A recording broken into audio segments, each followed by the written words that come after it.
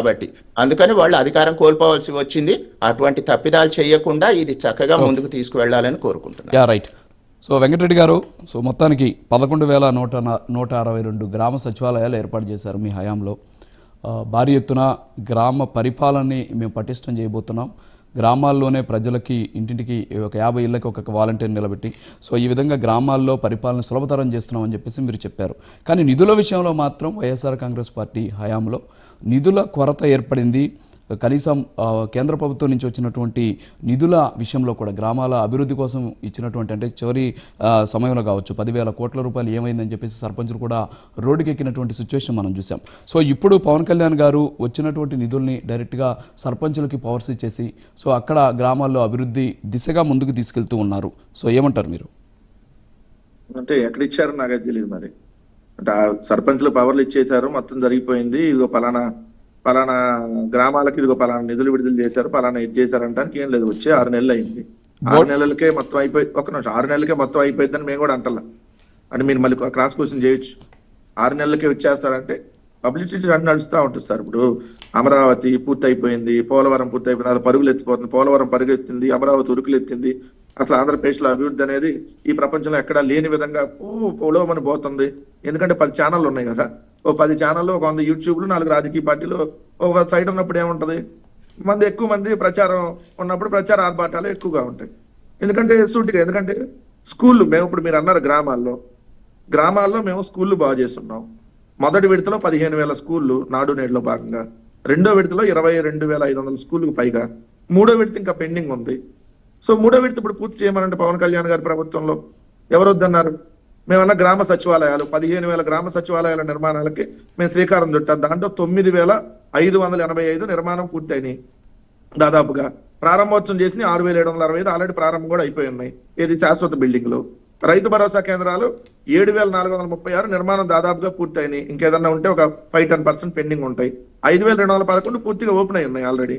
Health క్లినిక్లు ఒక 5,414 నిర్మాణం పూర్తయినాయి. 2,980 ఆల్రెడీ ఓపెన్ అయి ఉన్నాయి. సో ఈ ఏదైతే పెండింగ్ ఉన్నాయో ఆ పెండింగ్ పూర్తి చేయమనండి. మేము వద్దన్నారా? ఈరోజు గ్రామాల అభివృద్ధి బాటలో అన్నారు కదా. గ్రామీణ ప్రాంతాల్లో నిజంగా ఎందుకంటే కిరణ్ గారు టౌన్ లో ఉంటారు. ఎందుకంటే ఆయనకి టౌన్ లో కంటే గ్రామీణ వాతావరణంలో ఉన్న వాళ్ళకైతే ఇంకెక్కువ అవగాహన ఉంటుంది. అంటే కిరణ్ గారికి అవగాహన లేదని అంటలా. ఈరోజు గ్రామాల్లో విచ్చలవిడిగా మద్యం అమ్మకాలు జరుగుతా ఉన్నాయి. గుడి పక్కన, బడి పక్కన, సాక్షాత్తు మంత్రి నారాయణ సంబంధించినటువంటి స్కూళ్ళు పక్కన విచ్చలవిడిగా బెల్ట్ షాపులు నడుస్తా ఉన్నాయి. ఏం చర్యలు తీసుకుంటున్నారు? ఇదే పవన్ కళ్యాణ్ గారు ఒకసారి స్టేట్మెంట్ ఇచ్చారు, మేము గ్రామాల్లో ఎవరైనా మద్యం షాపులు వద్దంటే ఖచ్చితంగా ఆ గ్రామాల్లో మేము పెట్టమని చెప్పి. ఈరోజు మీ కూటమి ఎమ్మెల్యే కొలిక్పూడి శ్రీనివాస్ గారు ఆయన చెప్తున్నాడు, నా నియోజకవర్గంలో 130 బెల్ట్ షాపులు ఉన్నాయి అయ్యా, ఎప్పుడు ఈ తీసేస్తారో చర్యలు తీసుకోండి, ఇదో పెద్ద మాఫియా నడుస్తుందని చెప్తున్నారు. చెప్పి కూడా 1 వారం రోజులు అయింది. ఏం చర్యలు తీసుకుంటున్నారు? సాక్షాత్తు తెలుగుదేశం పార్టీకి సంబంధించినటువంటి పత్రికల్లో ఆంధ్రజ్యోతిలో ఈ రోజు కూడా వచ్చింది సార్ వార్త. ఈ రోజు కూడా జిల్లా పేపర్ చూస్తే మీరు ఎక్కడ పవన్ కళ్యాణ్ గారు కోనసీమ ఆ జిల్లాలకు సంబంధించి ఊరూరా బెల్టు, ఇదిగోండి సార్, ఊరూరా బెల్టు 100 వరకు బెల్ట్ షాపులు, మండపేట 100 వరకు బెల్ట్ షాపులు, నర్సాపురం కూటమి ఎమ్మెల్యేనే ఉన్నట్టున్నాడు అక్కడ, మందు కొంటే మొక్క ఫ్రీ. మందు కొంటే మొక్క ఫ్రీ, మొక్క గ్లాసు వాటర్ ప్యాకెట్. ఎంతకంటే ఆంధ్రప్రదేశ్ ఇంకా అభివృద్ధి పదంలోకి ఏం వెళ్ళింది సార్? ఇట్లాంటి అభివృద్ధి కాదు కదా మనం కోరుకునేది. మీరు అన్నట్టు గ్రామాల్లో రోడ్లు బాగాలేదు, వేయండి. ఆ గ్రామాల్లో పంచాయతీలకు సంబంధించి ఇంకా నిధులు రిలీజ్ చేయండి. గ్రామాల్లో అసంపూర్తిగా ఉన్నటువంటి నిర్మాణాలు ఏమైనా ఉంటే పూర్తి చేయండి. ఏదైతే కొత్త అంగన్వాడీ కేంద్రాల నిర్మాణమో, లేదంటే మీరు అన్నట్టుగా హెల్త్ క్లినిక్ లో, లేదంటే వైఎస్ఆర్ కాంగ్రెస్ పార్టీ కొంచెం చేసి అసంపూర్తిగా ఏదైతే ఉన్నటువంటి ఆ డిజిటల్ లైబ్రరీ నిర్మాణాలు, వీటన్నిటికీ ఎప్పుడు బడ్జెట్ రిలీజ్ చేస్తున్నారు, ఏం చేస్తున్నారు?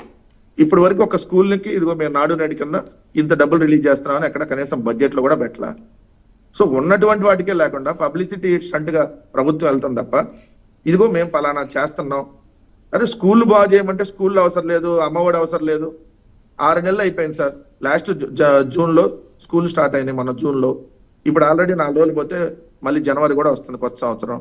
ఇప్పటి వరకు అమ్మఒడికి సంబంధించినటువంటి డబ్బులు ఇచ్చినటువంటి పరిస్థితి లేదు. ఈ రోజు రైతాంగం, గ్రామీణ ప్రాంతాల్లో ఎవరుంటారు ఎక్కువగా? రైతాంగం సంబంధించినటువంటి వాళ్ళు అనేక ఇబ్బందులు పడుతున్నారు.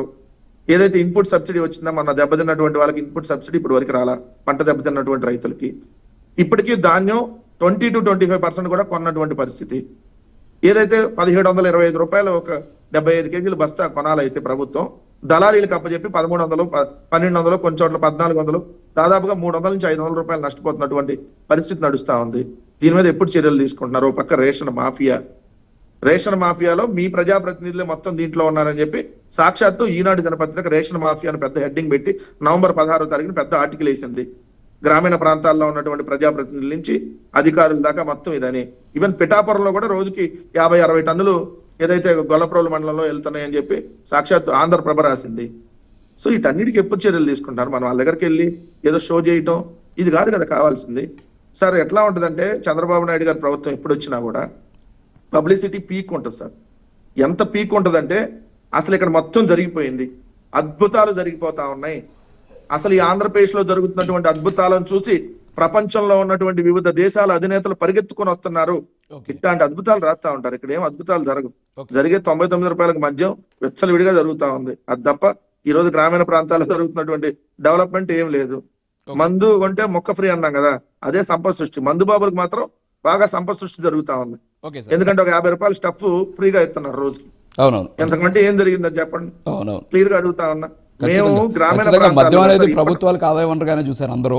సరే సార్, మనం ఒకసారి సార్ ఒక్క మాట లాస్ట్ లో ముగించే ముందు, మేము ఎప్పటం అనేటటువంటి గ్రామంలో రోడ్లు విస్తరణకు సంబంధించి ఏదైతే రోడ్ ఎక్స్టెండ్ చేస్తున్నప్పుడు కొన్ని ఇల్లు ఏదైతే అక్కడ కోల్పోతున్నారో వాళ్ళకి ఆల్రెడీ పరిహారానికి ముందే ఆల్రెడీ వాళ్ళకి చెప్పి అంతెంత వస్తుంది పరిహారం 3 సార్లు ఆల్రెడీ నోటీసులు ఇచ్చి చేస్తే ఆ రోజు నానా యాగి చేశారు సార్.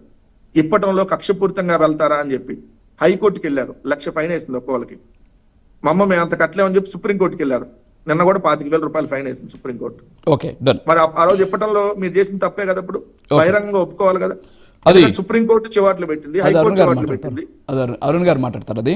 సో అరుణ్ గారు చెప్పండి, ఇప్పుడు వెంకటరెడ్డి గారు మాట్లాడారు.